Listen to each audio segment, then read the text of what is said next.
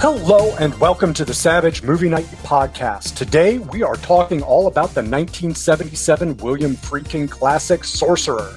I'm your most likely to end up hiding in a remote, vaguely defined Latin American village for financial crimes host, Adam. Joining me, as always, is my rethinking her plan to rob the church bingo co-host, Kristen. Hi, Kristen. Hey, how's it going, Adam? Good. And of course, the show wouldn't be complete without our now wanting to ask his brother-in-law some serious questions about the papers he just signed for him, co-host Rob. Hi, Rob. Yes, sir. Yes, sir. How you doing, Adam? Good. And this month, we have our always keeping his eye on the road so he can be sure to avoid the truck guest, Drew Saplin. Drew is a writer and director extraordinaire, formerly of Rooster Teeth. He wrote and directed the award-winning short Raka and is currently set to start production on his first feature film in the near future. Hi, Drew, and thanks so much for coming on the show. Hey, thanks for having me, Adam. I'm having a good time already, and I'm really excited to talk about Sorcerer. It's one of my favorite movies of all time. Absolutely. Well, you know, it was kind of kismet that this all came together, that Drew and I had connected through his work on Raka, and as we were talking and he offered to be on the show, we kind of connected over Sorcerer, and so it kind of, which I had actually just watched for the first time last year, as we'll kind of get into our personal histories here in just a second with the movie, but so then when it came my turn to pick a movie, picking Sorcerer and having Drew come on as our first ever guest just made absolute sense. So that brings us to, what is y'all's history with Sorcerer in particular, and then we'll go into some more granular questions. How about we let our guest go first? Because I know he's a fan. He's got the shirt on right now.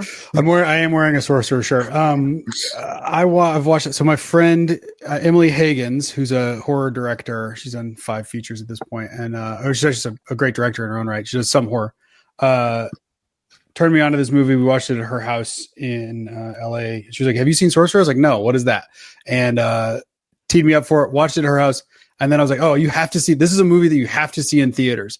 It's so loud, and the trucks rumble the whole time, and then the soundtrack's Tangerine Dream. And so like every time I've seen Sorcerer, it's gotten better and better. I find new things about it. The last time I watched it, I don't watch movies with the subtitles on. I was like, I'm going to watch it with the subtitles on. There's so much subtext in what the characters are actually talking about, not just driving trucks and exploding things.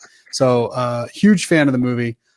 Huge fan of William Friedkin, at least the stuff he did in the 70s. I tried to watch To Live and Die in LA the other day, and I don't know if you guys have seen that, but it is not great. But yeah, love me some Sorcerer. Excited to talk about it ad nauseum today. So thanks again for having me on. Absolutely. Kristen? Yeah. How about you? So I am not heard of this movie beforehand. I am aware of William Friedkin because of The Exorcist, of course, but I was also just looking at some of his other stuff, and the only other one that I saw that I am familiar with is Bug. That's the only other Friedkin one that I've seen besides this one now. So this was completely new to me. Didn't really know what to expect. It's Adam's picks are always interesting ones, so I never know what to expect. Yeah, I was waiting for wizards and witchcraft and all that stuff, and so this was my first experience, obviously, as well. So, although when watching it, I did realize that I had seen like 20 minutes of this movie like years earlier, just because you can't, seeing nitroglycerin in a jungle is something that you kind of don't really forget. Well, for me, I had heard of the movie for a very long time. That I thought probably first heard about it like 10, 15, no, more than 10, probably like 15 years ago. The first time I went through Peter Blitzkin's book, Easy Rider, Raging Bulls, which really centers the collapse of New Hollywood around this movie and the rise of Star Wars. And so, I had kind of a negative image in my mind, and then I might have heard some good things from other people about it, but then, I was just kind of curious about it. I'd watched The Exorcist recently, and I was like, And I'd seen The French Connection in the past. I'd gotten it on like a $5 deal from iTunes. So I was like, you know what? I'll just check it out. So I was watching it on a plane and was just blown away. It was like, how is this? This is immediately one of my new favorite movies. And just found it incredible. And then when Drew was kind enough to let me read the script for his feature, I could see the parallels. And then we got on the phone and we're talking, and he was like, in the pitch deck, called out Sorcerer, and I was like, it's funny you did, because I immediately saw that in my mind, which was kind of cool. And then with Friedkin in general, I've also, like I said, I'd seen The French Connection. I'd actually only seen The Exorcist for the first time recently. I'd seen Blue Chips, which is one of his later movies. I'd seen that in theaters probably because I was like 11 and Shaq was a huge deal. And then I'd also seen Deal of the Century at some point, which I also rewatched that doing research for this, and that's not great. Like real waste of talent, because Deal of the Century is Chevy Chase and Sigourney Weaver and Gregory Hines. Wallace Shawn is also in it. And it's kind of similar to Toys, where it's like a really early look at like drones and war games, and some of those kind of movies. But the script is just a mess and all over the place. And and Friedkin is completely checked out. Cruising is a variant. So I watched a lot of other Friedkin movies for this. I watched like Cruising and not The Birthday Party. I didn't have a good copy of that. The Boys in the Band, and the original Boys in the Band, because they recently remade that. But Cruising is very interesting. It's very flawed. It's very comparable to Body Double in a lot of ways. And Dressed to Kill, both Brian De Palma movies, especially in how some of the negatives it has on the LGBTQ community. That's more comparable to Dressed to Kill, whereas some of the overtop sex scenes are comparable to Body Double. But, it's an interesting film and still kind of good and fun to watch. And then Boys in the Band is, we'll talk about more in this, but that was good. There was nothing special about that. Like you wouldn't immediately watch that and say this director is going to go on the run of French Connection, Exorcist, Sorcerer, which are three of, these all-time greatest movies. Now we'll get started with the rest of the show in just a second, but one final question. How familiar are any of you with a movie called The Wages of Fear? Not at all. Familiar. Because that's another one I watched. And so we'll get into that, because essentially Sorcerer is a remake of The Wages of Fear. And so we'll talk about that as we go. But that was something I learned because I didn't actually know that until starting to do research for this. So, unfortunately, The Wages of Fear, as we record this at least, is on Max, so that made it easy to find and watch. But, we're going to learn a lot on today's episode, such as we're going to learn who the original Mario and Luigi were, all about how the philosophy of corporate mergers has changed over the decades, and most importantly, why is someone named Marty the Torch here? Because today we're talking all about the 1977 William Friedkin classic Sorcerer. But first, a word from our sponsor. Today's sponsor is No Regrets, the music and spirit of Billie Holiday, an in-depth 13-episode radio and live streaming series celebrating Billie Holiday's extraordinary musical legacy.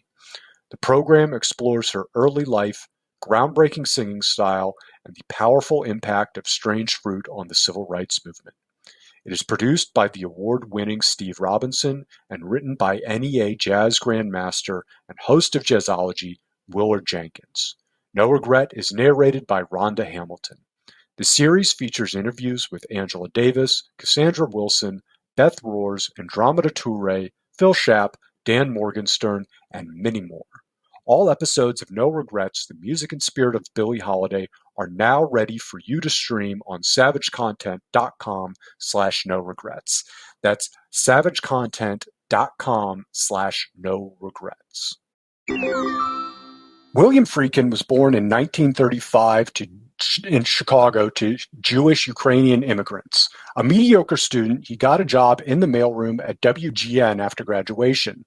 This was a fluke, as he was actually trying to get a job in the mailroom for a competing station who was across the street but misread the address in the ad. He got the job despite WGN not actively hiring for the position, and the head of the mailroom referring to him as stupid, but seemed to like his moxie. He became a sponge, studying and absorbing every aspect of production. He soon set his goal to become a director, and within 2 years he was directing live TV shows. He spent many years just doing the regular yeoman's work of local TV, a local TV director. Even in a big market like Chicago, this wasn't super glamorous, but there was much more local content created back then. His next big break came in 1962 when he got the chance to direct a documentary about a man on death row called The People vs. Paul Crump. The film won awards such as at the San Francisco Film Festival and was a major part of the governor of Illinois' decision to commute Crump's sentence, something Friedkin, who later grew to embrace the death penalty, regretted. It also brought Friedkin to the attention of David L. Wolper. Wolper ran his own production company that focused mainly on documentaries for TV, and several other Hollywood notables got their start with him. For example, James L. Brooks was working as a researcher for Wolper when Friedkin started. Wolper would go on to produce feature films such as Willy Wonka and the Chocolate Factory and L.A. Confidential, TV movies like Roots and The Thornbirds, and TV shows like Chico and the Man and Welcome Back, Kotter. Friedkin made 3 documentaries during his time with Wolper. As he finished his time working for Wolper, he got the chance to direct what would be the final episode of the Alfred Hitchcock Hour, a prestigious anthology series. I included all that just to show there was a lot of, happenstance and, also a lot of, luck and, kind of privilege of people, going like, yeah, no, I identify with you. I'm going to give you a shot, in his getting his career start. I feel like that's a pattern with a lot of the films we found is somebody taking a chance on somebody and then they get their break. I feel like that is something that happens in a lot of the ones we've covered, which is interesting because it's really, obviously talent is a big facet, but sometimes to prove that talent, sometimes you just need a break. I would imagine also it's a cheaper opportunity. It was easier to, because TV was a little easier to break into, especially in the local markets, as we've kind of seen with Barry Levinson in the Toys episode. TV was still very much in its infancy when Friedkin is, breaking into the industry, because he was born in 1935. So he's starting working in it in like 1953. Television was not widely adopted. It was just starting to really become what we would know it as in that period. And so little bit easier to make, to go from kid with barely a high school education to, directing on, even if it's like Bozo the Clown directing in 2 years. Yeah. Could you imagine being 18 years old and they just are like, here, have a TV show, child. Like yeah. I had a directing gig like at 23 and I remember just totally sucking at it. And so like imagine being 5 years, like I don't have a prefrontal cortex. How am I supposed to do any of this? And then I will say like with the interviews that I've seen of Friedkin, like in addition to, and I totally hear the read on like, he had a lot of opportunities from a lot of people very early, had a lot of privilege, but also he's just a good hang. Like if you listen to any of his interviews, that guy tells like, he's just like a person you want to be around. He tells these compelling stories and he tells them in a way that you like feel involved somehow. And so like, I think that a lot of people are like, well, he just must've been a massive talent. And most of the time in the industry that I've seen working, it's just like, oh, that person was just cool to hang out with. And we just wanted to pay him to hang out with us some more. So we did. And I feel like that might be early Friedkin's career. Just like, he was just a cool dude. Absolutely. Keep that in mind as we go through, because we're going to talk about his transition into features here in a minute. There was a funny story he had, and this kind of plays in later to, a lot of very successful people will carry the weirdest chips on their shoulder throughout life. That when he was on the set for, Alfred Hitchcock, which, that he even got that gig in the first place was kind of incredible with his trajectory at that point. And part of it was because he had good talent agents behind him. The one time Hitchcock was on set, Friedkin was, in the 60s, later 60s thing of not being like super dressed on set. And, Hitchcock made some quip about you must always wear a tie on set or something, which is something he will carry with him, something that Hitchcock completely forgot he even ever met this, guy. But Friedkin will carry it with him and make some comment back to Hitchcock years later in the 70s after being successful. Next, still in 1965, Friedkin made his first feature film with the movie Good Times, starring Sonny and Cher. The film was a flop, and Friedkin considers it unwatchable. But failure has never stopped anyone in Hollywood from moving up the ladder before, and it didn't stop William. He landed his first studio feature, The Night They Raided Minsky's, from writer-producer Norman Lear and starring Jason Robards and Britt Eklund. He hated the experience, and the film was another flop with poor reviews. But before it was even out, he had secured a job directing the adaptation of future Nobel Prize-winning playwright Harold Pinter's The Birthday Party. It also came out the same year as Minsky's. And some places like Wikipedia list it as second before Minsky's, but production-wise, this one was made after Minsky's, at least according to Friedkin in his autobiography. The Birthday Party was somewhat critically well received, but again, disappointed at the box office. At this point, Friedkin had had some success in TV, especially in documentaries, but his attempts in feature films had all been failures. And for a lot of people, this would have been the end, and they would return to TV and never make another feature again. But William got lucky. Two of the people who saw both his last films were Dominic Dunn and playwright Matt Crowley. They were looking to adapt Crowley's off-Broadway play, The Boys in the Band, to film. They got the project set up with a company called Cinema Century Films, which was owned by CBS Television. Dunn and Crowley wanted the play's director, Robert Moore, to direct the film, but the studio wanted an experienced film director to helm the project. After Dunn and Crowley saw both Minsky's and The Birthday Party, they felt Friedkin would be a suitable replacement, and the studio agreed.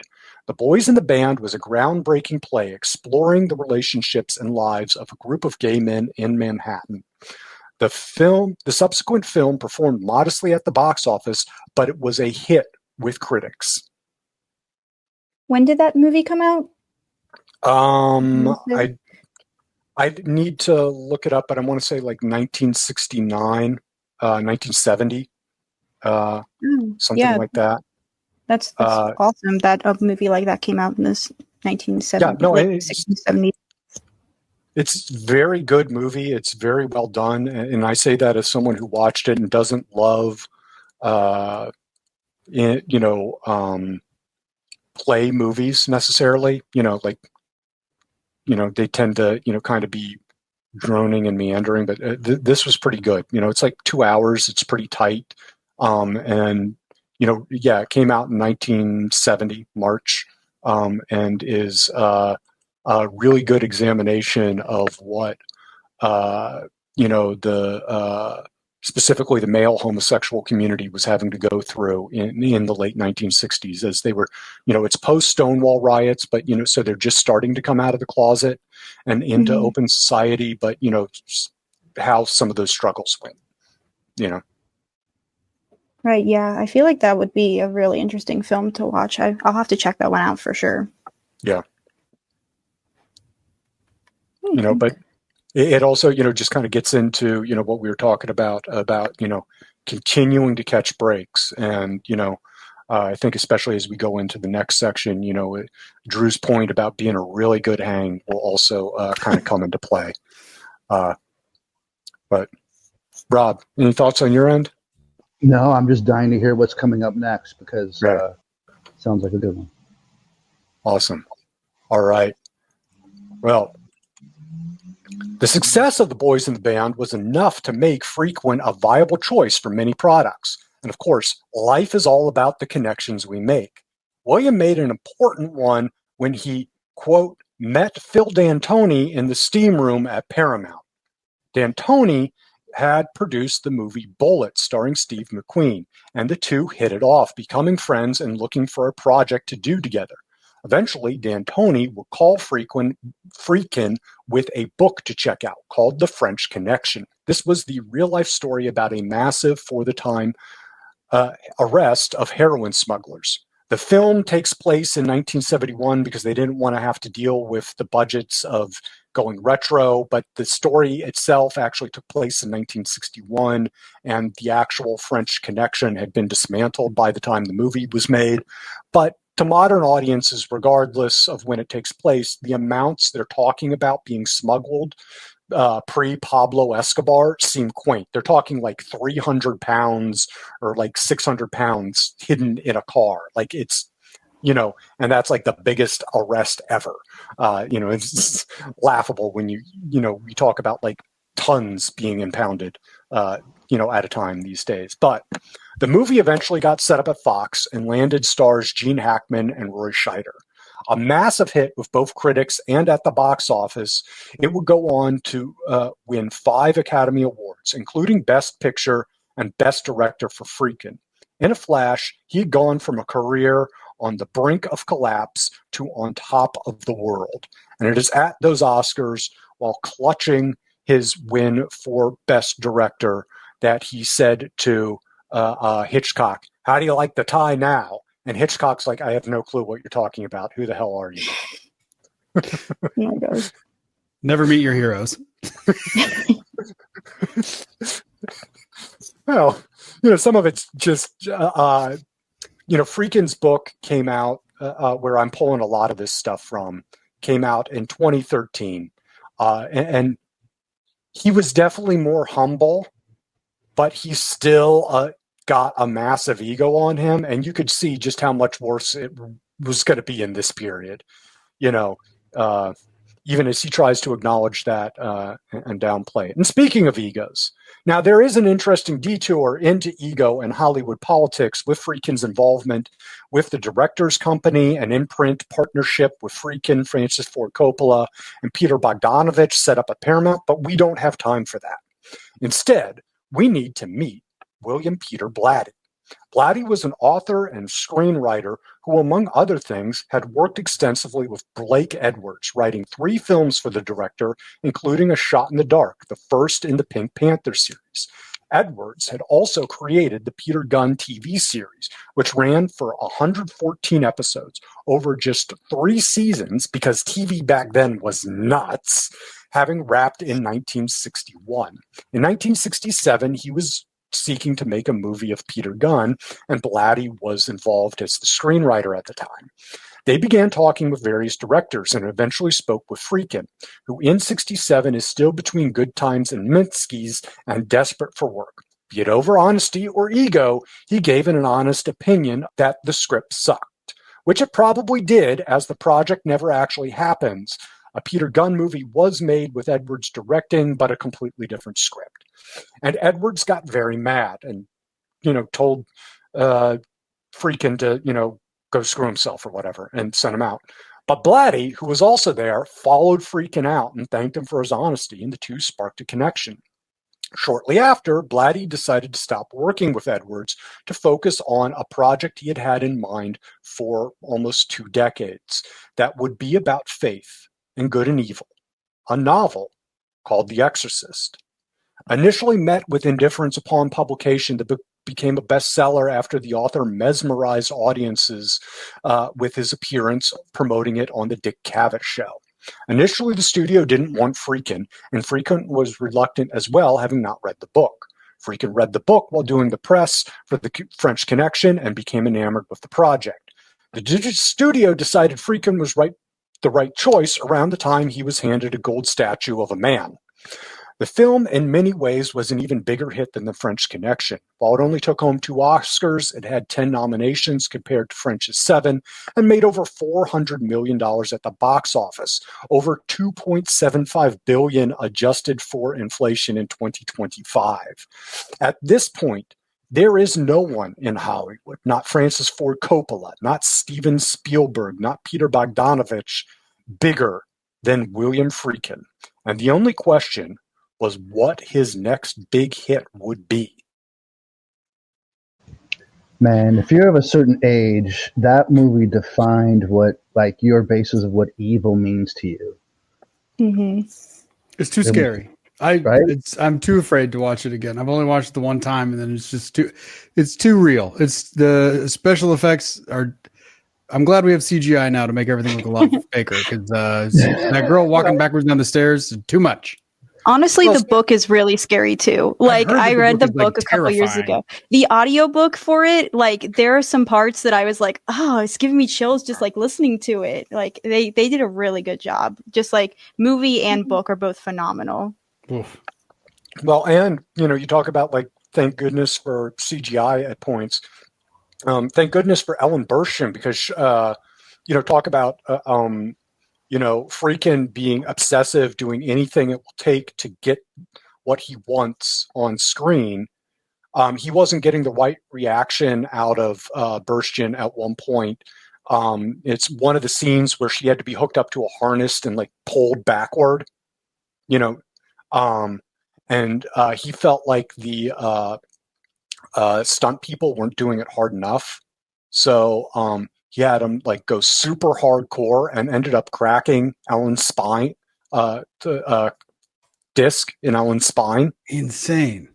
And, like, it's like to the point, like, she's always hated him because of that, like, because she had lifelong issues from there's it. There's also a theory that, like, the set was cursed, like, that a lot of people that were working on the film got hurt around the filming of it. There was like a whole little documentary part of it, like an episode where it's like talking about cursed sets. It's on Shudder if you're a horror fan, anyone listening.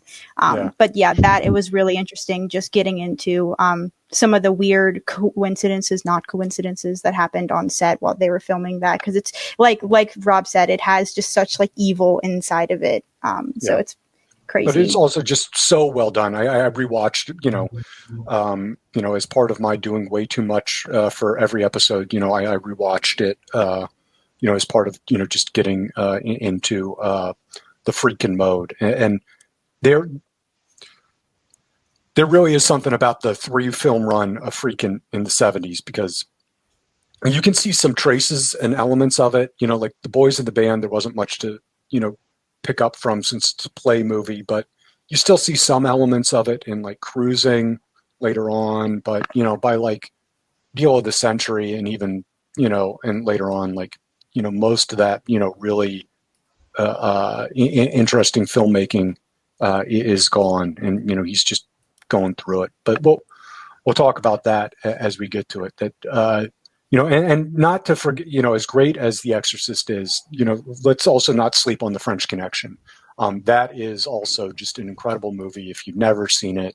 It's also a horrifying movie in its own right, when looking at police tactics, and thinking about what are still used and not used, and what's glorified versus not glorified. French Connection, again, is a great movie, with horrifying implications on civil rights, and Friedkin seemed to actually like that. And Friedkin really reveled in his connections both to police and the underworld. That's why there's an actor he meets while working on the French Connection called, a policeman he meets who will become an actor called Randy Jorgensen, who will then show up in pretty much every William Friedkin movie after that, but we'll see him briefly in Sorcerer as well.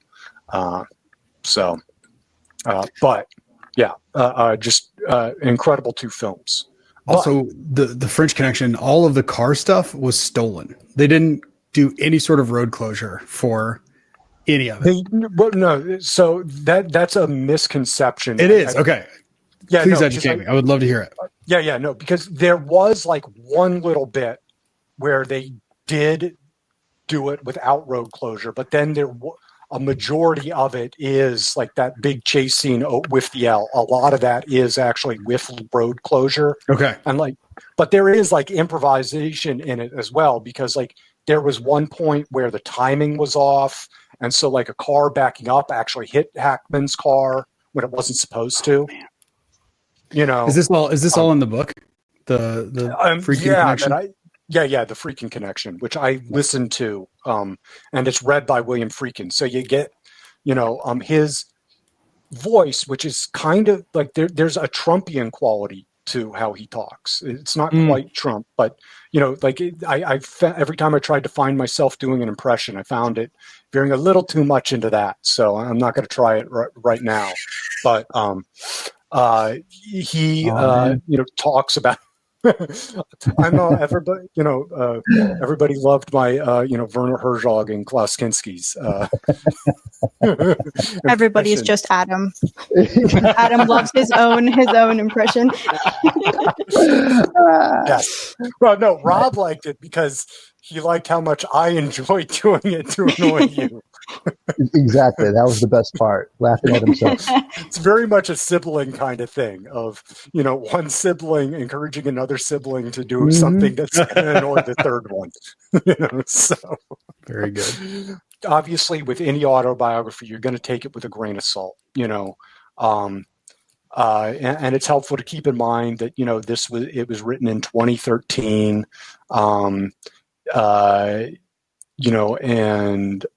that, so, recollections may be different. They may be trying to paint themselves in a certain light. But, it's always interesting, regardless. And so, definitely recommend checking that out. But, he was looking for what's next. And next brings us to The Wages of Fear, was a 1953 film directed by Henri-Georges Clouzot, based on a 1950 novel by Georges Arnaud. It told the story of four men stuck in a never-named Latin American country struggling to survive, who agreed to try and transport nitroglycerin to cap an oil fire. If successful and they survived, they would earn enough to get out. It had been a favorite of Friedkin's for years, but when he watched a re-release after the success of The Exorcist, he was struck with the idea to make his own version of the film. Friedkin reached out to Clouzot, and my apologies, I do not speak French very well. I studied Spanish in high school, so my apologies on my pronunciations as I butcher the language of love. Who was thrilled with the idea, but had to inform William that as the film was an adaptation of a novel, Clouzot didn't hold the rights and that Friedkin would need to meet with Arnaud to secure them. Henri-Georges further explained it would be best if he didn't accompany Friedkin on the trip, as Arnaud didn't like Clouzot. Friedkin arranged the meeting, and when he finally talked with Georges Arnaud, he found him very happy with the idea of a remake, because while many considered The Wages of Fear a masterpiece, Arnaud hated it and was eager to see someone else attempt to adapt it. With the rights secured, he began working on a script, creating a brand new characters with all new backstories to fit into the scenario. Friedkin wanted the four to be some of the worst people imaginable because he believed he could get the audience to care about them by the end of the film. At this point, the project was set up at Universal Pictures, but with the prologue introducing the characters spanning the globe and calling for shoots in Israel, France, and the US, and Friedkin insisting the main action would be filmed on location in Latin America, they were becoming concerned about rising costs. Meanwhile, Friedkin began scouting in a region very familiar to listeners of this show, Iquitos. See, Friedkin had seen a little film called Aguirre, The Wrath of God, by our old friend Werner Herzog and was swept away with the stunning visuals they'd achieved and wanted to shoot in the same location. And ironically, Friedkin's maniacal drive to do so much of the film on location in remote, hostile areas would not only mirror the lead of Herzog's film, Fitzcarraldo, as Friedkin refers to himself as like Fitzcarraldo, but also mirrors the production of the film in some ways. And you could hear all about that production of Fitzcarraldo by listening to episode 7 of this podcast. Once again, everything's connected. Yes. We always have some kind of connection to something else we've talked about. That's Hollywood, I guess. It's so weird how many of the new Hollywood directors wanted to just be like, nah, I want to fuck off and go to Panama, or like I want to go to Peru and like hang out and make a movie in the worst possible, like everything's leeches and bugs. Let's bring a bunch of people down here and make a movie. Like it just seems like I would want to make. I want to stay in the comfort of my own home if I'm a big time director, you know. Well, and that's like Blitzkin's contention. You know, and you have to keep in mind, you know, Blitzkin's book is very good. It comes from, he definitely has his own agenda and axes to grind with it. But was of the contention that once Coppola went to the Philippines for that makes a ton of sense. It was like, that Friedkin was like, I got to compete with him. You know, everybody's got to go to the jungle. Did Bogdanovich do any jungle movies? I'm trying to think. Because like Bogdanovich was doing like Paper Moon and I was thinking more he was more interested in what co-star of his films he was dating at the time. Yeah, fair. But yeah, and then talking about Sorcerer, I always tell people like if they've never seen Sorcerer before, there's the first 45 minutes of Sorcerer. And then there's the rest of Sorcerer. And like when you tune in, like the first 45 minutes, you're like, this movie's kind of like, it's fine. It's a very like 70s film. It seems kind of like dry. It's very dry. And then once you get over that first 45 minutes, the movie just ratchets up the tension. It ratchets up the drama. I love, like from there on out, I'm hooked. And I feel like you can't get there without that first 45 is so important once you get to the end, because you realize the journey that they've all been on. Yeah, well, and for me, like I personally was hooked, like just from the first, walk in and shoot a dude in the head. For whatever reason, like I was enthralled the whole time. But it's also interesting. Like The Wages of Fear doesn't have the prologues. You learn bits and pieces of the backstory mainly through expository dialogue throughout. And I will say, like The Wages of Fear is a very 50s French film in that like you can tell that it's tense, but it's still just very kind of boring and dry. Like it's okay, we're backing up a truck on a cliff, cool stuff. But then it's just like I need like some crazy, and then just I feel like we look at the movies that Friedkin made in the 70s. The French Connection is about the French connection to this heroin ring. Then you look at The Exorcist, you're like, what could that movie possibly be about? It's like, oh, it's about an exorcist. Okay, very straightforward. And then Sorcerer is about trucks in the jungle. Like, it's such a strange departure title-wise. We'll get to that title. Very good. I'm glad we'll get to the title because I was curious as well. Yeah, but The Wages of Fear, just jumping back to that for a minute, like I really enjoyed it. I find it hard to compare the two, even though they are, one is a remake of the other, as much as Friedkin wanted to deny it, and call it like a reimagining or whatever. But, they are very different in their own ways. They have their own flavor. It's like the same meal made slightly differently. And one thing I wanted to bring up before we moved on, I'm actually going to do the rare thing here and share my screen because I want I don't know if you have to like be shared screen with your camera on, but your camera hasn't been on for a bit. I don't know if that makes a difference. Yeah, okay. No, I think it should be fine. But the main character is named Mario. He's played by Yves Montand, who's also in like Grand Prix. Now, his best friend, who his roommate, is named Luigi. These are Mario and Luigi. They look like Mario and Luigi as well. Yeah, hold on. Let me share another shot of them. If Mario was yeah, because it's like the most stereotypical, like if you were trying to cast for like based off the video game characters, Mario and Luigi, these are who you would cast. It looks like you put it in AI, like typed in an AI machine of like, show me Mario and Luigi, black and white, 1950s France. Yeah, that's funny. Except this is Mario and this is Luigi. You know, it is the reverse of how, you know, like if you just looked at those pictures, most audiences would try and assign them. But, you know, that was one of those things that, you know, in some ways kind of took me out of it when watching it for the first time. Because is that like, where their names come from? Is that like... I don't think so. I do not, like, because I've read stuff about the creation, like, you know, early video game history, and I've never come across anything. Like, I know like Donkey Kong comes from because they were trying to do King Kong and couldn't get the rights, and were, you know, before it was determined that King Kong was actually in the public domain, they were worried they were going to get sued. And, you know, it also had originally been Popeye and Bluto possibly, and they just kept reskinning it until they got to, you know, Donkey Kong and Jumpman, and then Jumpman evolves from that sprite into Mario. But as far as I know, there's no, you know, connection. I think it's just one of those weird cosmic coincidences, but it was one of those, I have to point this out once you see it. I keep reading conflicting things about the whole "It's a me Mario" versus "Itsumi Mario," which means Super Mario in Japanese.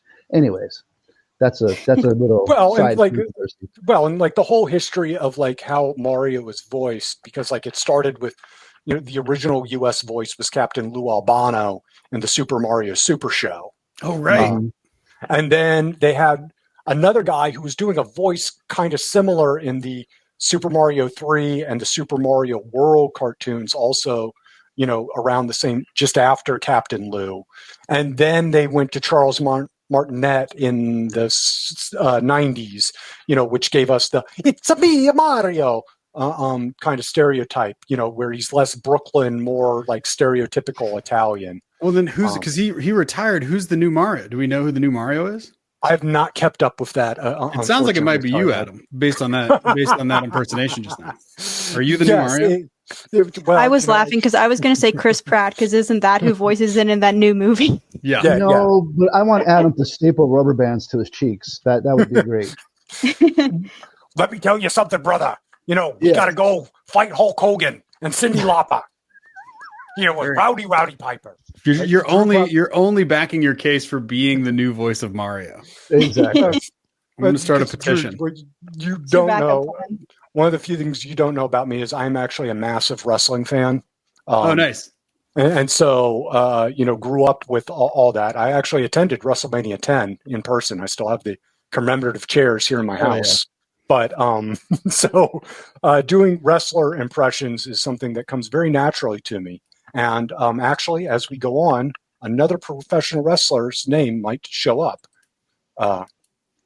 Before he even had a script, Friedkin had tentative agreement for Steve McQueen, top Italian star Marcello Mastroianni, known for his work with director Federico Fellini's films like La Dolce Vita and 8½, and top French star Lino Ventura, who Wikipedia assures me was considered one of the greatest leading men in French cinema during the 1960s and 70s, and Wikipedia has never lied.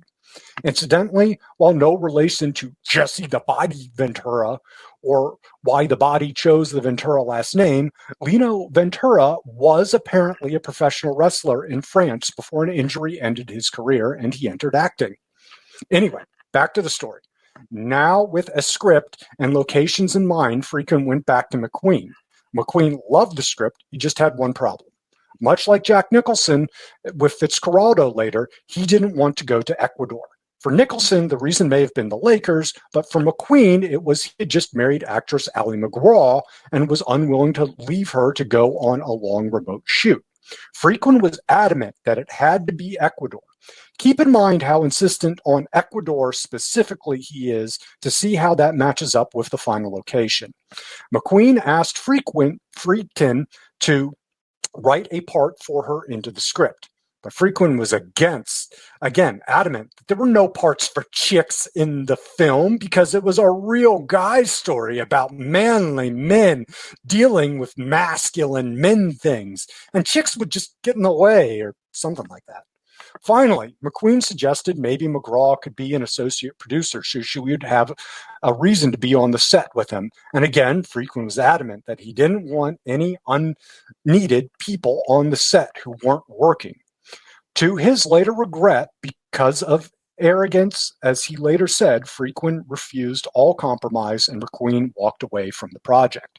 With McQueen gone, Ventura became uncertain, and meanwhile, Mastroianni had a daughter whom he shared custody with. The mother was actress Catherine Deneuve, who would not let him take the girl with him on the shoot, causing him to pull out as well. Robert Mitchum was approached for the lead as well, but passed by saying, "Why would I want to go to Ecuador for 2 or 3 months to fall out of a truck? I can do that outside my house." Eventually, Friedkin cast a familiar face in the lead, as we will talk about when we get into the film. But Ventura didn't feel the new lead was sufficiently big enough name to take second billing to him, so he dropped out as well. Eventually, Friedkin found replacements for Ventura and Mastroianni, but never felt like the final casting was as good as the dream cast he had set up at the start. You know that whole bit where Friedkin was like, "This is a man's movie." This all makes sense now because because for me, like we'll get into some of my thoughts, but like yeah, I just agree to put it mildly. He didn't say that. He didn't even really say that in those words. That was me projecting on how he talked about it in the book. But like. William Friedkin was kind of a misogynist, though, right? Right. Those were the words you were using, but those were the thoughts he was probably having. Yeah. Definitely of a different time.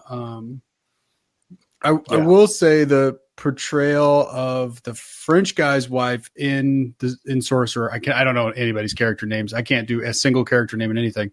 But he for the time, she is not just like there. She does have she is active in the script, and she has an opinion, and he listens to her, and their love is real. That felt nice, but at the same time, Friedkin was a total jerk to ladies. There's no way. Yeah, but I mean, just the fact, I can name 2 women who aren't just extras, part of the crowd. There's that wife. And there is the woman who cleans the floors, who also gives the French guy the crucifix just before they leave. And that's it. That's it. So, but it's a man's movie, everyone. We can't have women in our man movie. I mean, it's Ali frickin' McGraw. Have her be one of the characters. Right. You could write, you have these backstories for these characters. You could eliminate one and come up with a new backstory for a woman, and make her just or just make her the bartender or something if you don't want to do much. I don't know. No, but I mean, that way you could have her involved in the whole shoot. I mean, she's also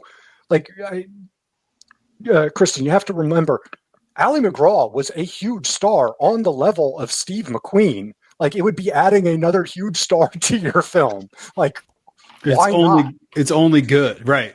Yeah, but part of it was also Friedkin was deliberately trying to play on hard mode. He wanted the characters to be as despicable as possible. He wanted, all these international stars, but people who weren't established in the U.S. To make it, where you only have at best, this one star to. And it's post Jaws, right? Is Schrader just post Jaws? Yeah, that man, that guy slaps. You want to talk about an amazing? I watched All That Jazz the other day, the Bob Fosse directed movie. Yeah. holy shit. Like to watch Roy Scheider go from like driving dynamite through the jungle to him doing Bob Fosse dances is like such a mind like breaking view of the world. We're just like, wait, this is the Jaws guy knows how to dance good? Who knew that? Like, what an impeccable actor. What a great guy. Yeah. It was driving me nuts watching it. I was like, I know that guy. Where do I know that guy? And I had to look it up. It was driving me crazy. I was like, I know that face. Well, and I just started to be a boxer too. Yeah. No, he was in Sequest DSV. Well, we'll talk more about Roy when we get to his section in the movie. But I actually just started rewatching all the Jaws movies, some of which I've never seen. So I started with Jaws and then just got to Jaws 2 a week or so ago. And, while obviously so much of a lesser movie than Jaws, it's still more of a solid movie than people give it credit for, and holds up pretty well. And, part of that is just because Roy is great in it. And the direction isn't bad. It's actually same director will go on to do the really bad movie Supergirl. Wow.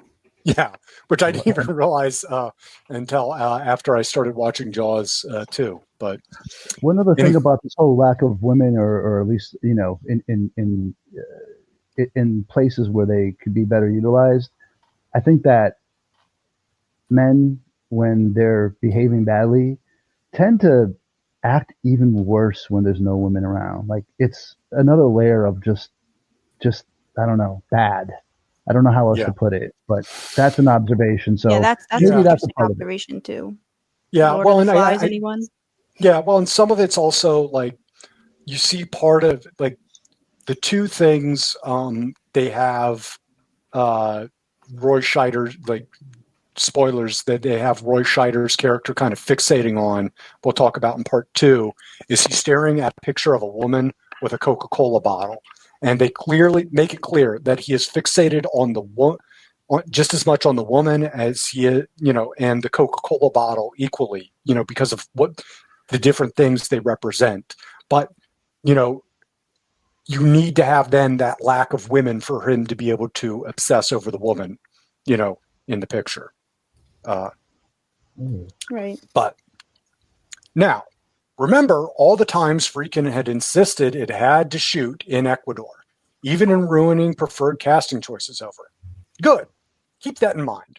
Now, remember, Universal Pictures was financing the project, but they were becoming concerned with ballooning budgets and began looking for another studio to partner with them on the production. Paramount Studios at the time was a subsidiary of Gulf and Western. But what the heck was Gulf and Western?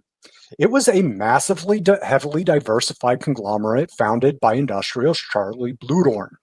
It had extensive holdings in manufacturing and resource extraction. They had acquired Paramount Pictures in 1966. Now, this seems odd that a company like that would own an entertainment company, or Coca-Cola owned Columbia Pictures in the 80s. But there were a couple of reasons for that.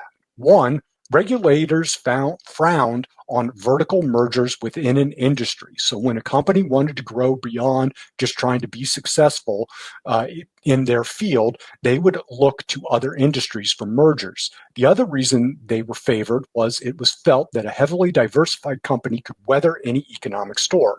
Hey, home goods are down, but cars are up. These heavily diversified companies are reflected in the media of the time, especially in dystopian sci-fi, giving us companies like Weyland-Yutani and the Alien franchise, and Omni Consumer Products from the RoboCop films. The idea that no matter what you bought, it would somehow tie back into one of a handful of companies who own everything. Starting with the Reagan deregulation push in the 80s, but continuing into the present, companies increasingly favored vertical mergers as it increased market share. They could reduce costs by cutting redundancies, and it kept people in their lanes of expertise as opposed to diversification mergers, which had like oil men trying to run movie studios. Vertical mergers led to less competition in a given sector, leading to less consumer choice, fewer options for employees looking for work in the sector, and sometimes the proposed synergies fail to materialize, and they fail. See AOL and Warner, AT&T and Warner, and Discovery and Warner. With Gulf and Western being a massive diversified conglomerate, one of the major holdings was the South Puerto Rico Sugar Company, which, despite the name, was actually mostly in the Dominican Republic. It was the largest employer in the country and exerted massive control over the government. As such, Bludorn suggested that the movie could be made in the Dominican for a fraction of the cost, and that Paramount would step in as the partner that Universal needed if they filmed in the Dominican. Despite all his previous insistence that the film had to be in Ecuador, Friedkin agreed and Paramount came on board. Also, one other note that I found in doing all this research on Gulf and Western, Gulf and Western actually owned Sega up until the mid-1980s, just before Sega entered the home console market when they spun it off, which is just bizarre. That's nuts. Yeah. I can't imagine having a thing where a handful of companies own everything. I have no idea what that would be like. What would that be like? I can't. But that's what I mean. It's like it's slightly different. Now you have a handful of companies in each sector.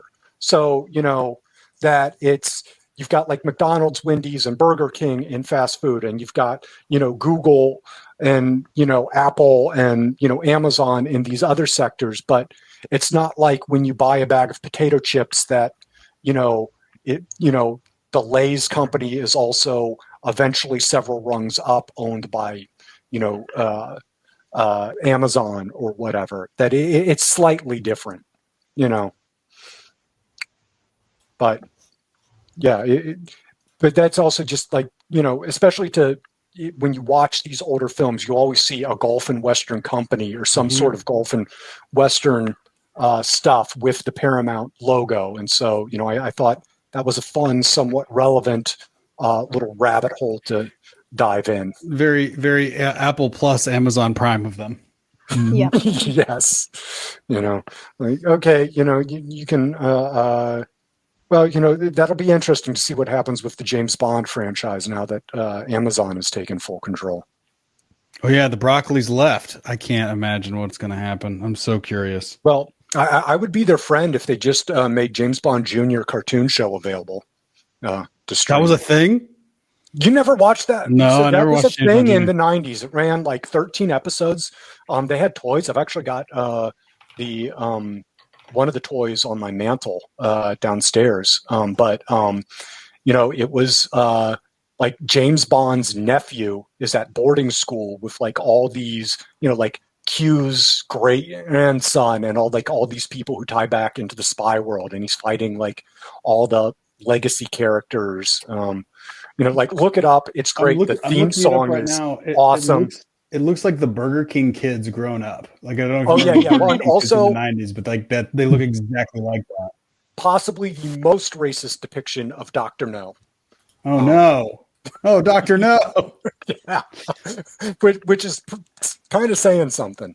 But very fun memories. That's even a theme song I will go back and play myself. But they've not made it readily available for many years. They kind of like to pretend it doesn't exist. But so we're in the Dominican Republic now, not Ecuador, right? Correct. We're in the Dominican Republic. Now is the time, just before filming, the movie had yet to be called Sorcerer. Before I say the original name, I will tell you how it got its final name. While scouting in Ecuador, Friedkin noticed the trucks that transported dynamite had names painted on them like old bombers.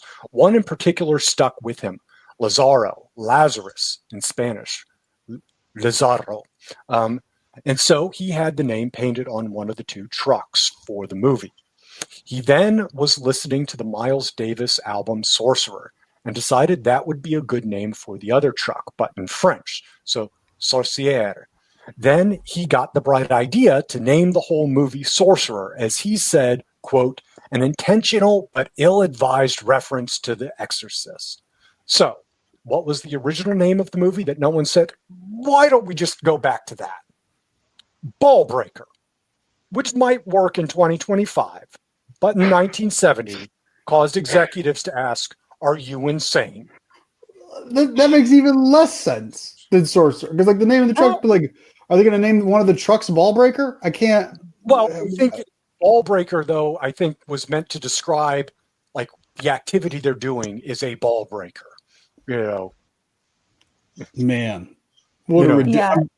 Would take Sorcerer 1,000 times over Ball Breaker. Can you imagine trying to say, like, hey, my favorite movie is called Ball Breaker? They're going to also think you're insane, even in 2025. Can you imagine doing this episode being like, today we're covering the William Friedkin classic Ball Breaker. At least, I will say, at least it falls in line with his other two movies. Like, again, what is this movie about? Oh, it's a real Ball Breaker. Okay, great. That makes The Exorcist. Self-explanatory. Ball Breaker. And by the way, Ball Breaker is a much manlier name. So why didn't he just? So of course it's in line with Friedkin. Well, because the studios wouldn't allow. But Ball Breaker sounds like a very 2025 showing up on streaming, like on Dwayne the Rock Johnson takes a group of Chris Pratts through the jungle in Ball Breaker.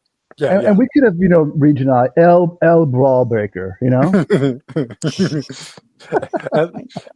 Pelero Breaker. Or Senor Ball Breaker. Senor Ball Breaker. Oh my God. Yeah.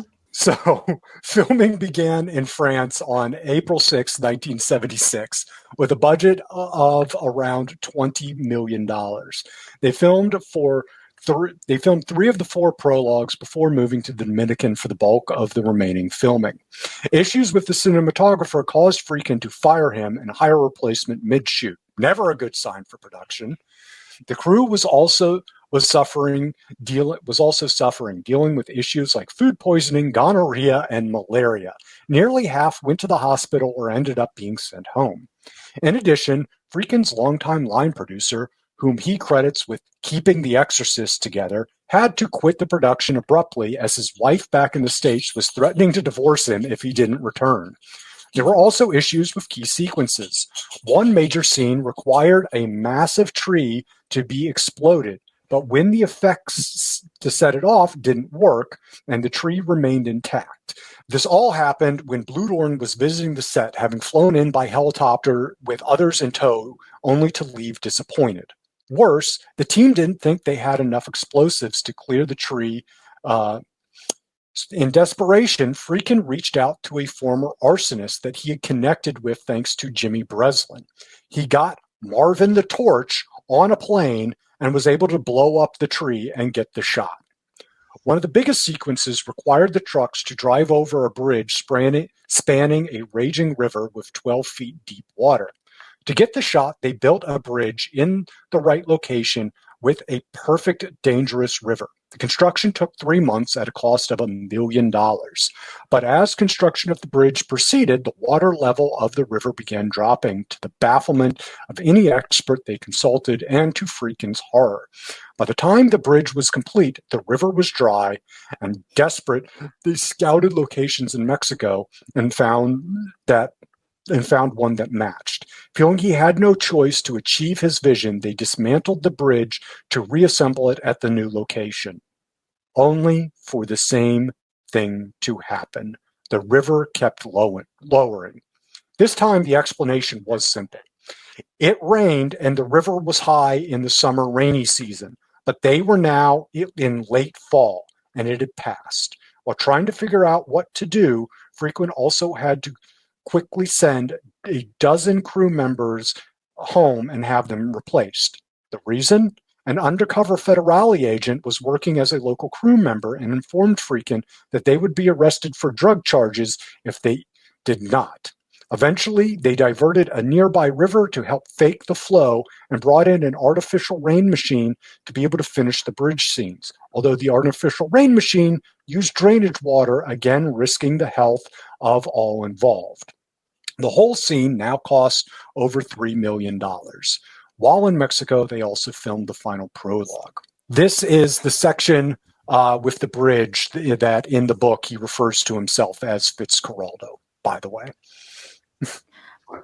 Honestly, I can see the comparison. My gosh, that's like, I shouldn't be laughing, but it's just funny to me that well, it's going to be this perfect river scene, and then the water just keeps disappearing. Like, I don't know, they could have at least. Well, I don't know. Could you do some kind of effects back then to make the water look more realistic, or would that have been too much? No, I mean, like, unless you just decide to do the whole thing in miniature, right? And like keep in mind, they did that at one point. I remember. Yeah, well, and also keep in mind, like, miniatures would get much better later on once you have Industrial Light and Magic operating. But at this point, this movie is being made pre-release of Star Wars, which might come into play in part 2. But yeah, that just the conditions they were in were insane. I also found, like, I laughed my butt off when he told the story about, like, the Federale, approaching him, because, like, Friedkin, acts aghast that any of his crew members would have drugs. And I'm thinking, what? Like, I don't, this may be just my assumption, but if I had to guess, it's the 1970s, I would have guessed a man like William Friedkin was at least 50% man, 50% cocaine at this period of time. So, like, during that period of Hollywood cinema, it was the height of let's do 16-hour days because we can, or like just like how much cocaine, like that's when they started hiding cocaine into the budgets themselves. Like, the department would just have a cocaine line item. So it's like, there's no way. Like we talked about, like, with Fitzcarraldo, because Fitzcarraldo had an actual, like, hooker budget because of recommendations from like local missionaries to try and, because they were worried, like, otherwise the crew wouldn't be able to control themselves and would go out, like, rape the natives or whatever. Wild. But like, we then talked about, like, the Blues Brothers had an actual cocaine budget because of Belushi and everybody. But yeah, it's just nuts, acting like it was only those dozen people. Like, and it's got to be past the statute of limitations for something like that to matter. So it's like, it's funny that it still doesn't. Well, and at this point, we can't make Friedkin try and tell the truth because he's dead. But who knows if he was lying or not? But it was just kind of funny. Like, oh, who are you kidding? Like, I'm surprised it was only a dozen. That they were being nice. To me, it also explains why someone would overlook or not recognize something called a rainy season, which affects the water levels. I think that's hilarious. I pictured a whole lot of people rolling their eyes and just saying "gringos," not understanding. Right. Well, I mean, this is a whole lot of maniacal gringo shows up and just wrecks havoc. But well, and I especially liked, because, like, I mentioned earlier, Friedkin reveled in his relationship with police, but he also reveled in relationships with the criminal underworld as well. And a lot of these connections came through Jimmy Breslin, who was a very famous crime reporter. And you're talking about Friedkin being insane. At one point, like, Friedkin didn't want Gene Hackman in The French Connection. And one of the people he wanted above Gene Hackman was Jimmy Breslin, who was not an actor. Like, just insane stuff. But he met this guy, Marvin the Torch, who used to be a professional arsonist, through Jimmy, and he called up Marvin at home, and, like, Marvin's mother answered him, and Friedkin was like, "Yeah, can I speak to Marvin the Torch?" And she's like, "He doesn't do that anymore." And Friedkin had to be like, no, I'm a director. This is like a professional, legitimate thing. I need him to help save my movie. And finally got Marvin on a plane, and they got the shot like that. And this is just at least according to Friedkin, but like, he always. Thinking, like, as an arsonist, how do you even get your business card out there? Like, how are you known? It's got to be word of mouth. Just like, hey, I know a guy. Yeah, no, also, exactly. Yeah. That tree explosion in that movie seems so it just looks like they blew up a fucking tree. Like, it just looks like they just were like, that's what they did. It doesn't seem like it's balsa wood. It seems like they were just like, yeah, we fell a tree into the path and now we need to actually blow it up. And then the fact that the guy's name is you haven't said his last name this whole time. You've only called him because I don't think I know it. Like, hey, excuse me, Mr. The Torch. Can you hop in there real quick and blow that up for us? Like, yeah, I got it. No problem. Watch this. Like, you're only going to get it the one time because we're going to blow the shit out of this tree. Like, it blows. It's very rare that you see something blow all the way up on camera like that. Because usually it's like foam and a couple other like little like that. Yeah. there couldn't have been anybody within a football field of that tree blowing up because of the shatter. Yeah, no, they had to be about as far back shrapnel. as the characters were in the movie. Yeah.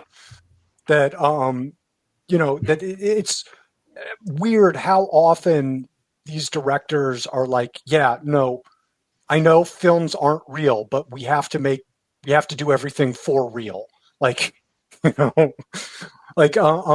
back to, being a fan of pro wrestling, sometimes you need to remember it's a work, this isn't a shoot, brother.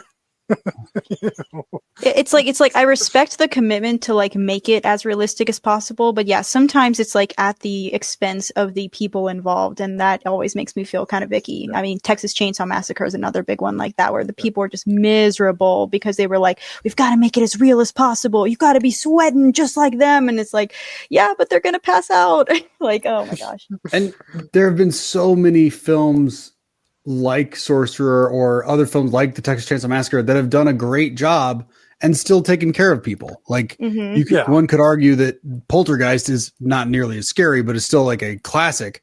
And was ghost directed by Steven Spielberg where on a Hollywood backstage. Like there are ways we can still take care. You don't have to be method every time. You know what I mean? Right. Yeah. Well, and we'll talk about, how Friedkin feels like maybe he should, because I think, similar to Werner, he might have some of these, maybe I should have just done it in Hollywood on the soundstage with the big star. Maybe that would have been a better idea, in retrospect.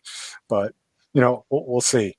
But Friedkin was doing everything in his power to ensure that this film was his vision, come hell or high water. After editing was complete, the studio asked to give him some notes. At the meeting, Friedkin claims he pretended to be a drunken maniac to prevent the executive from being able to present them to him and his team. Despite the massive scene he made, he did secretly agree with one of the notes and stealthily shot inserts of the distance traveled being chalked on the dashboard of one of the trucks. With the film complete, it was time for the premiere. It would premiere in LA on June 24th, 1977. So let's grab our tickets, a big tub of popcorn, and head inside. Kristen, take us through the plot. First, I just gotta say, what a weird way to be like, I do not want any criticism. Like, there's some people like, do not criticize me, I will cry. He's just like, don't criticize me, I'm too drunk to pay attention. Like, what an insane man. Like, that's so funny. I'm not going to be able to do the exact story justice, but he brought like the whole team of editors, which the executive really only wanted to talk to him because like he looked down on the rest of the editors too much, and then performed this big drunken scene where he ended by passing out or pretending to pass out, and as he's on the floor, the executive asks, is he like this all the time? And he hadn't prepped the editors. So like they're looking, like his editing team. So like they're looking on in horror, but one of them like knows what he was going for and just without missing a beat goes, every day. And they just like have to like then carry him to the car. And, but I mean, yeah, it just like being a big egotistical baby. But, this is where you have to say the whole success or failure is now on him because there's no one else to put it on at this point. He has taken full ownership of this. Yeah, and so let's get into the plot. We made it, guys. We made it through all the pre-production, lots to go through, but we're into the film now. And God bless Wikipedia for like helping structure some of this, because I think that had I not like read through a little bit, it might have been a little lost with how it's set up, because it's a very interesting setup, kind of like what Drew was mentioning, was that we get these 4 vignettes of the 4 main characters. It's like a prologue, kind of getting a setup for who they are and what kind of people they are. And so in this first vignette, it takes place in Veracruz, Mexico. We meet Nilo, an elegantly dressed man. He enters a flat in Veracruz with a silenced revolver. He executes the tenant having a drink, and then he walks out the building and onto the square. And that's all we get from that guy. And then the second vignette is in Jerusalem, Israel, and we meet a group of Palestinian resistance fighters disguised as Jews who board a bus while an explosion happens behind them near the Damascus Gate. We learn that they caused the explosion. And so afterward, they're taking shelter at their hideout where they assemble weaponry and they're planning their escape from the country. But as they prepare, they find that they are surrounded by Israel Defense Forces. So they split up as they're ambushed. 2 of them are gunned down and killed. 1 is apprehended. And then the final one is able to escape. His name is Qasem. I'm sorry if that's incorrect how to pronounce it. But and then the segment finishes as he helplessly stares into a crowd of people, has his companion that does get captured, gets pushed into a van. So that's how we kind of get, that's like probably the first 10, 15 minutes. So like, what are first impressions based on those 2 vignettes? Like either the first time, the rewatch time? Like I said, I was hooked both times. I found, I was curious what was going on, what I was getting into, because especially like the first time I watched it, I didn't even really know what the plot was. Like I didn't even know, so I'm just watching a movie going, which is in some ways the ideal experience for a director, where, because they're trying to tell you the story when you know nothing about what's going to happen. So, I was hooked and engaged. One thing Friedkin mentioned, because he worked heavily with the actual IDF and the Israeli government to film the Israel scene. And so they'd staged their explosion, but not while they were there. There was an actual bombing. And so some of the scenes, like some of the quick cuts to like emergency response after the bombing of like emergency vehicles and stuff are like actual emergency vehicles responding to an actual bombing. Wow. That's crazy. Yeah, that is.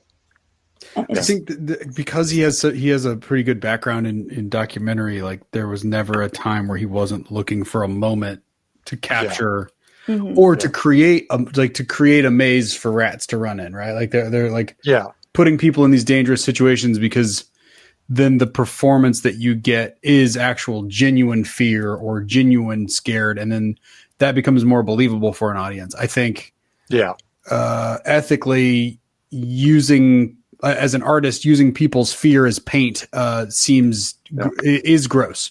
I think, but did we get some good art from it? Yes. It's such a hate the artist, not the art situation, where it's like, man, you can tell in that movie, those people are scared.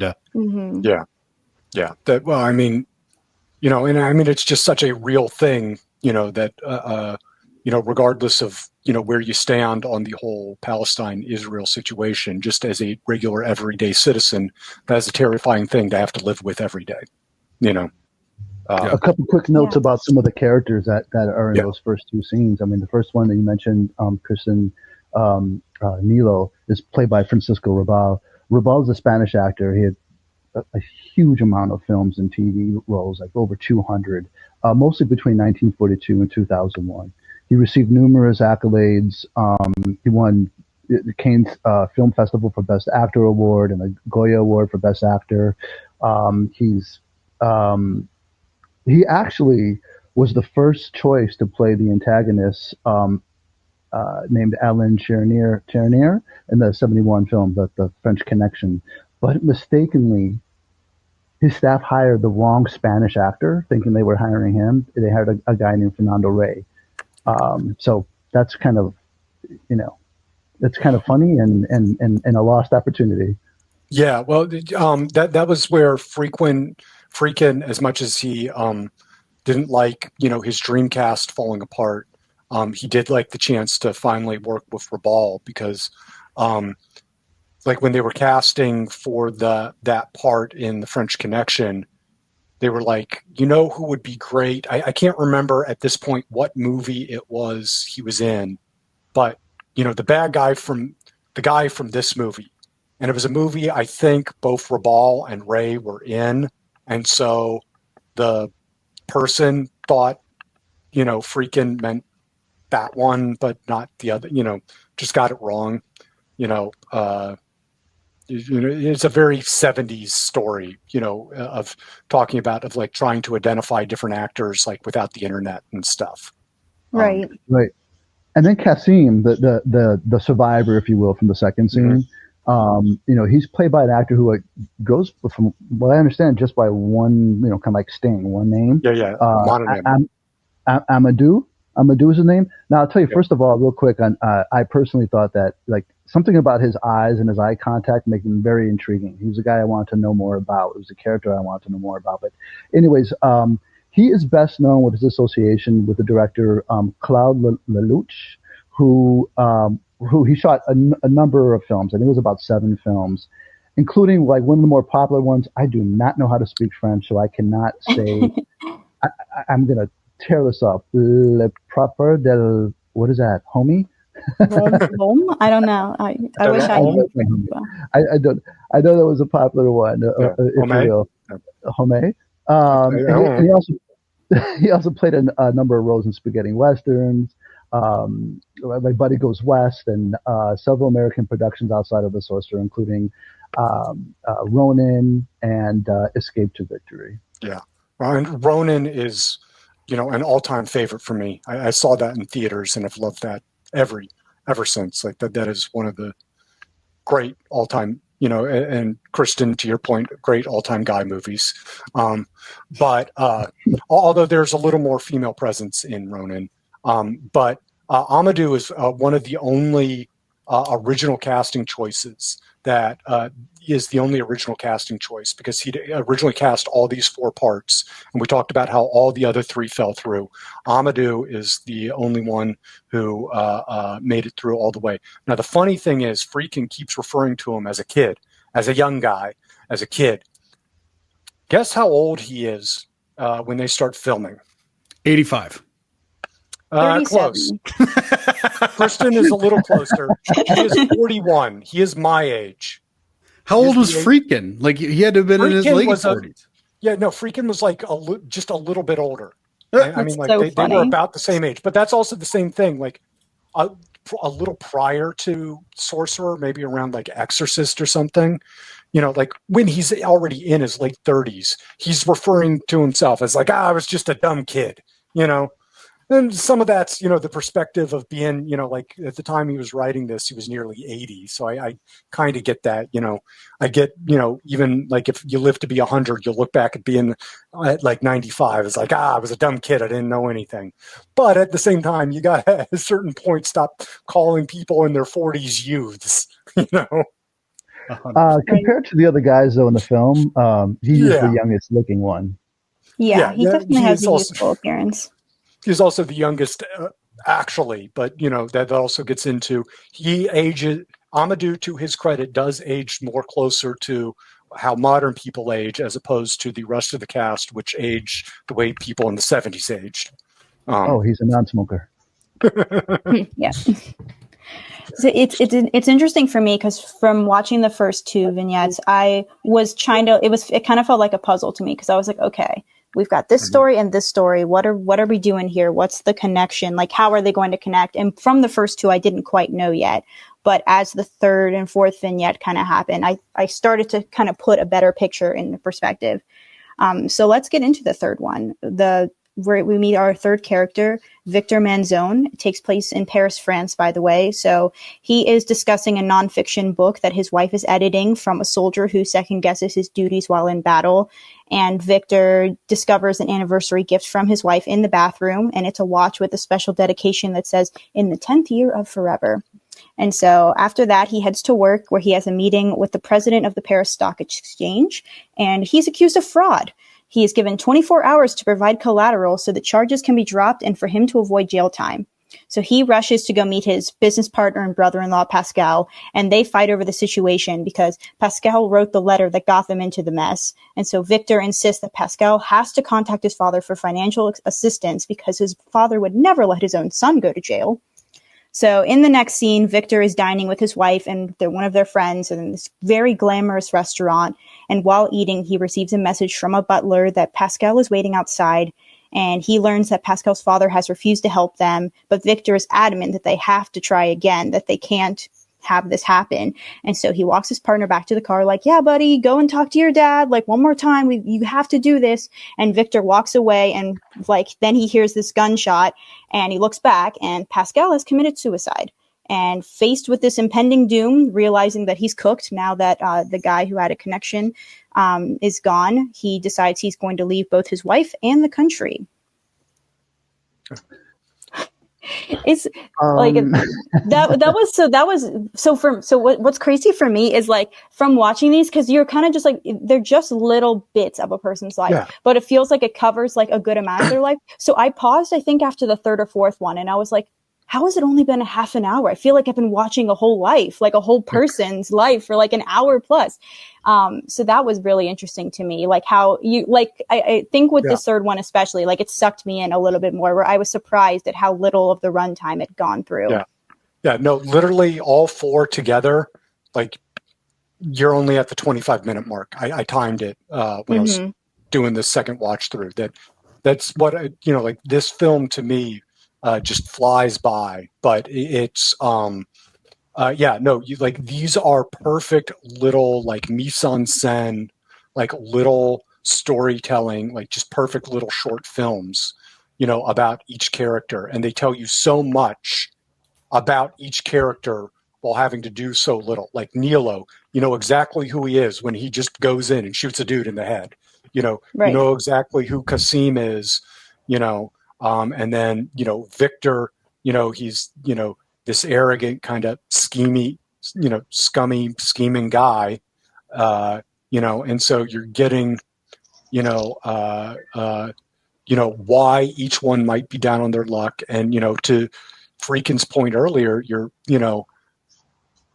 very, as he wanted the most unlikable people possible, a hitman, a terrorist. And, keep in mind, especially from Friedkin's point of view, he is, while he was not actively Jewish, and he later on adopted certain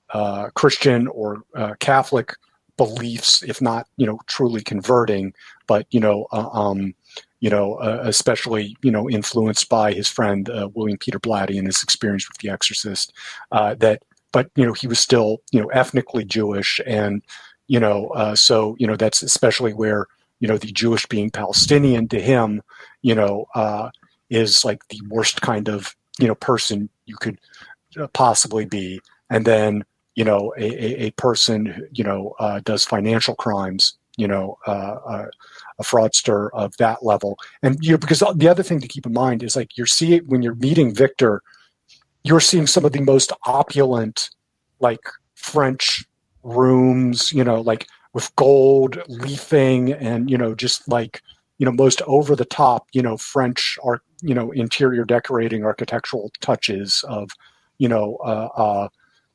70s opulence.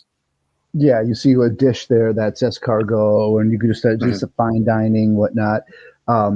Victor Manzona is played by Bruno Cremer, I believe is how you say his name. And I don't have a whole lot on him, other than he had a longer, I guess, a longer running role as a detective named Jules Margaret on a French television show. But not much is on this guy. But you're right. The feelings that you get about this character are seedy, and I couldn't help but think I couldn't just walk away from being a couple feet away from a guy who blew his brains out, and get away with it. Like I don't know. Well, that's also where it's the 70s. There's not like CCTVs everywhere, and facial recognition and all that kind of stuff. But see, it's from this third one that I was starting to piece together that each one of these vignettes so far featured gun violence in some way, which I thought was very interesting. Not sure if it was intentional, but each one of these little moments with them include a gun in some way, which I thought was very interesting, how they were all linked together. And I mean, looking at the whole film, I don't really know if that's necessarily commentary, but it was an interesting thing. No, I think that's less intended commentary, but it's an interesting thing you can pull from the text, especially, with a modern lens, that I think it was, I think his intention was more just, how can I show these people are despicable and also give them a reason to be on the run somehow. Mm-hmm. Yeah. And then we've got another gun coming into this fourth one, this last one that we're meeting, the guy from Jaws. So this is taking place in New Jersey in the U.S., but there is an Irish gang that is the focus of this one, the Donnelly mob. They rob a Catholic church that is connected with a rival Italian mafia crew that organizes cash bingo games. So during the robbery, one of the gangsters shoots and wounds one of the priests as he tries to get up to leave. And all of this is happening. So this chaos is happening in the basement. And then there's a wedding happening upstairs in the church. And we get a shot of the bride and groom. And the bride has this large bruise around her eye. But nothing comes further of that. Just an interesting detail. And then back in the car, the Irish gang members argue over next steps. And when one member tells the other his life is worth 0, he pulls a gun on him. And this causes the driver, Jackie Scanlon, to look away from the road, which causes them to collide with a truck. Everyone is killed but Jackie, who escapes with serious injuries. In the next scene, we see 3 mafia men meet. The wounded priest turns out to be the brother of Carlo Ricci, an Italian mafia kingpin who also controlled the flow of money in the church and is determined to kill Jackie at all costs. So at the end of the segment, Jackie meets with his friend Vinny, who reveals his fate and helps him get a passport to escape the country. The only option Jackie has is to agree. That was a wild car wreck. Yeah, definitely. Yeah, so like it's really in that opening scene, it was like I was looking at him and I was like, I know this man. How do I know this man? Like, because it's like he's got a face that's very distinctive, you know. Mm-hmm. And I had to look it up because like it was driving me crazy. And then I knew him from Jaws as Brody because I really love Jaws. But yeah, it was so interesting to see him in this kind of role. And you can definitely tell the like influence of having done the French Connection prior. I was thinking about the French Connection in connection with this car accident, where it's like, oh, had he not done the French Connection, this car accident would not have played out like it does in how graphic it is, or like what explodes or how it explodes. Well, and also like the whole thing, because again, like he made a lot of connections with police, with the underworld. Vinny is played by Randy Jorgensen, the cop, but pretty much every person in that car who isn't Roy Scheider is actually a mobbed up guy who gave advice. Bananas. Who gave advice on how this would actually go. That's really crazy, and it's also crazy because I know Elizabeth, New Jersey, been there a few times, and I've always kind of wondered like how it got to be where it's at, if you will. And this explains a lot, like, you know. Yeah. But basically, it's like I think it's the main guy sitting in the passenger seat next to him. I can't remember for sure, but one of the guys in there is like the main friend Friedkin had in the underworld, who connected him, who he met through Breslin, and then got connected to all the others, including the Torch. And so, it was, that guy who was like the technical consultant and got to be in the movie. Wild.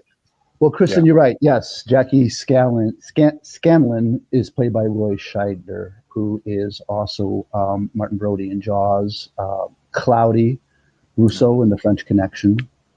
He's Doc Levy in Marathon Man, Joe Gideon, All That Jazz, and Dr. Haywood Floyd in 2001's A Space Odyssey sequel.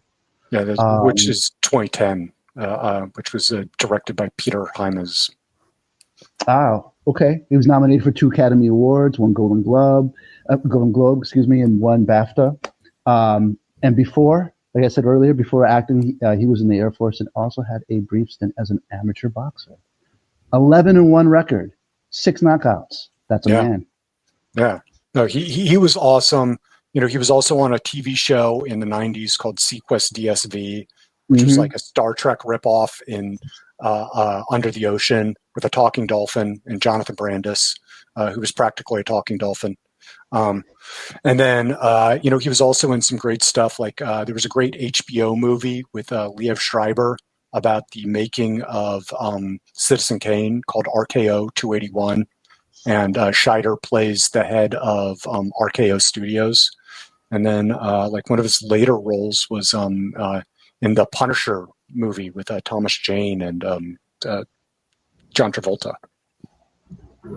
Had not seen that. I'm sorry. Liev Schreiber as Orson Welles seems like a reach. It is fantastic. Well, I mean, this is also young Orson Welles before he got sure. Oh, okay, copy. Okay.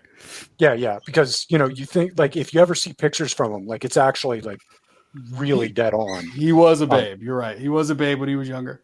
Yeah. Like no, it's really good. Like if you haven't seen it, Drew, that it's got John Malkovich as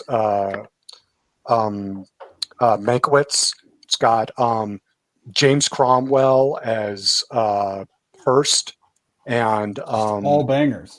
yeah, and Melanie Griffith as his Marion Davies. And there's a ton of people in the cast that I'm just leaving out, but I mean, it's fantastic. It's loosely based off a documentary that had been on PBS about the making of Citizen Kane, and kind of as much the making of Citizen Kane as the battle between Hearst and Wells, which some people dispute how accurate that is these days, but it's still a fun movie. We'll definitely have to check it out. That sounds great. It's on my watch list. It's on my Letterboxd watch list. Yes. So it was like this fourth one that I think finally like the pieces all came together for me, like because it was a little more like direct, like you need to disappear, you need to go to this place. And I think I really liked how it was set up like that, because that was the very last one to be like, okay, here's the connection. Now everybody has to disappear into this different country to lay low because they all are running from different things. Yeah. And I think it was like a good setup to kind of get you into the rest of the film.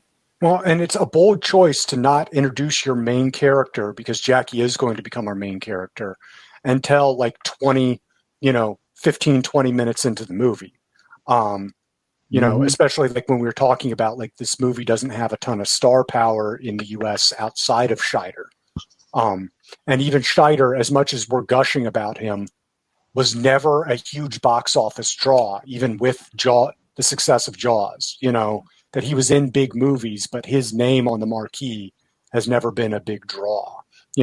Like Blue Thunder was not a big hit, and he was one of the main draws for that. Right. Like I knew his face, but I didn't know his name, like that just is a testament to sometimes like, it's not name recognition. It's more like his face that it makes him recognizable. But like some of that is just the economics of making a movie, as Drew knows. Like sometimes it's like you're trying to find that balance between who's going to be the best for the role and who's going to bring, name recognition, marquee value, and, asking like, okay, how much marquee value does this person actually bring in? That's always a challenge of like, yeah, exactly who. And sometimes it sucks because you find a great actor and you're like, oh, this is a perfect person. And they're like, not enough value. You got to go bigger. And it's like, oh, I've been in that. I've seen that position happen to a lot of people. Yeah. You just have to swing at it and get what you get. Well, did you see the thing like Maya Hawke recently was talking about the influencers, like they're following and stuff. And that happens. I've seen decks where it's like, this person has 76,000 followers on these platforms and you should let them act. And it's like, that is not the craft. The craft is not influential. But apparently it's not even like just influencers trying to get into the business. Now it's like she was talking about like she can't delete her Instagram. Correct. Because it means she won't get parts, even though she's an established, talented actress. So, like. And a Nepo baby at that. Yeah. But, I'm mixed. Like, obviously, there are negatives to being a Nepo baby. Obviously, I'm probably going to be more lenient on it because in many ways I'm a Nepo baby. You sure are.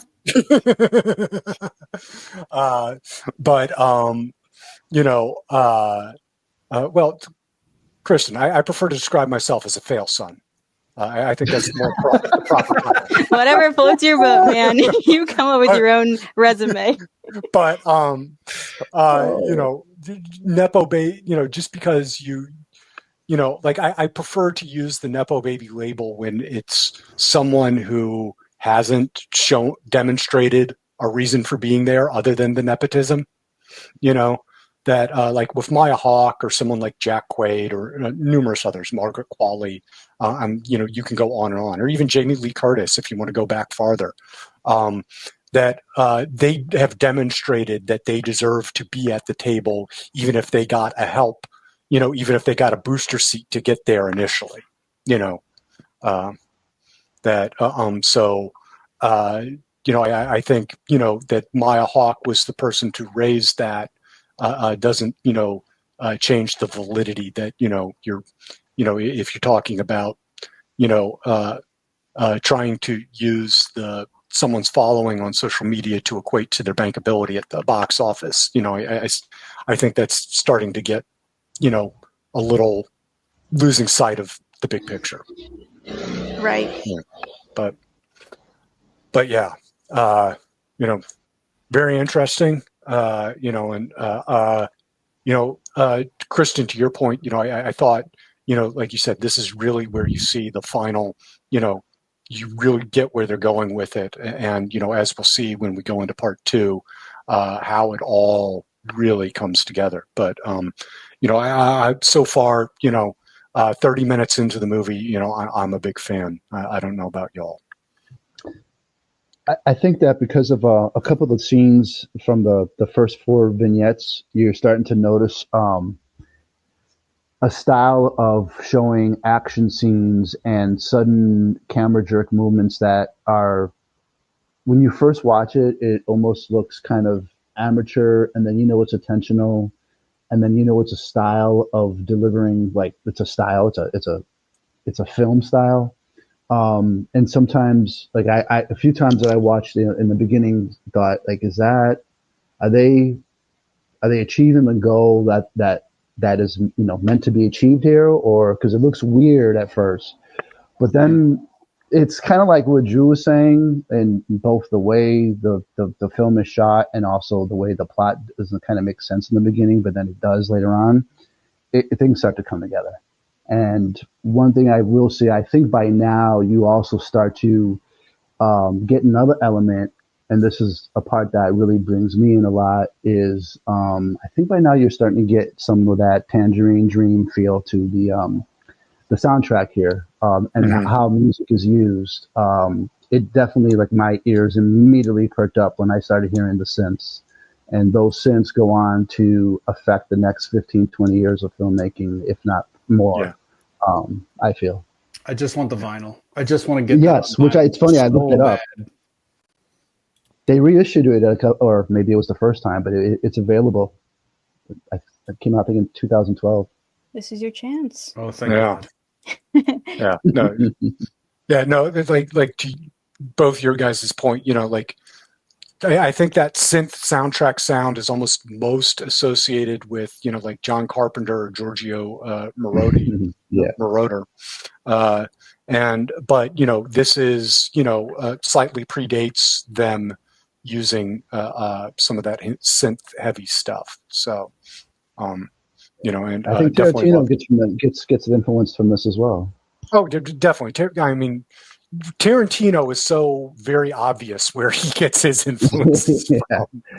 It's like when we were talking about Cassavetes, it was like, both him and, talking about like Darren Aronofsky, which, we may talk about more about Aronofsky in a future episode. But, it was very clear to see like how Killing of a Chinese Bookie influenced, that ilk, and, in addition to some of the other Cassavetes films. But, well, that's going to have to do it for part 1. Come back for part 2, where, we're going to learn where these guys are, what their conditions are, what they might have to try and do if they want to make it back home. Tune back in for part 2 to learn all that and much, much more. While you wait for part 2, take some time and tell us all the things we got right, all the things we got totally wrong, and everything in between. You can do that in the comments of the platform if the platform you listen to us on allows comments. If not, you can do that on social media. We are at Savage Movie Night on Instagram and Facebook. Follow us there to stay up to date on the latest with the show, and drop in the comments to share your thoughts. Drew, tell everyone where they can find you, plug anything you want to plug. Oh, cool. My name is Drew Saplin, and I direct movies. I have a company called The Direct Line, and we're launching our first feature in April of this year. We're currently finishing financing for. It's actually there. I'm very pleased that you brought me on for your show, because it is inspired by Sorcerer. It's about a woman who moves highly explosive fireworks down the coast of Texas on the 4th of July with a ragtag team of townies. And everybody learns valuable lessons about each other and themselves. It's a really fun movie. We're looking to shoot it in Corpus Christi in April and would love to have partners come on and help us make that dream come true and be a part of the experience. So that would be my big plug, I think, right now. And then just check out our website. It's the directlinellc.com to see my team and what we're about and who makes what and how. And if you need me to direct something, let me know. Happy to fly to you and direct whatever you need to. Absolutely. Well, and, Drew, we'll have you back for part 2 where you can plug again. But, hopefully, I'm hopefully going to get a chance to, maybe visit y'all on the set. But, we'll also make sure to have you back on when the film is done. So, we can plug its release because, I'm excited to see it. I've read the script. I think it's a very good script. So, thank you so I'm much. Excited to see it. It sounds really interesting. That was my first time hearing the pitch for it. Very cool. Yeah. Oh, the deck is on our website, and the deck is again. I'm on a wonderful team who gives great notes, so I always feel very arrogant in being like, it's very good. But then I think like it's because it's been noted to absolute death and by a bunch of professionals, and so as much as I made it, it is very much a product of a team that is very good at what they do. So if you have the opportunity to check out our website, check out the deck. It's a very cool lookbook of what the movie is going to be. Yeah. Awesome. So exciting. Well, thanks so much to Drew for being on the show, being our first ever guest. We appreciate it so much. Really love being here. Oh, yeah. No, we could not have asked for a better guest to just, fit, because we were talking about, before the show, like when we were doing our notes meeting, Christian Robert, like, how is this going to work? And I was like, pretty confident, like he's going to be able to just fit right in. And, thank you, Drew, for just nailing it out of the park. Oh, thank you so much, guys.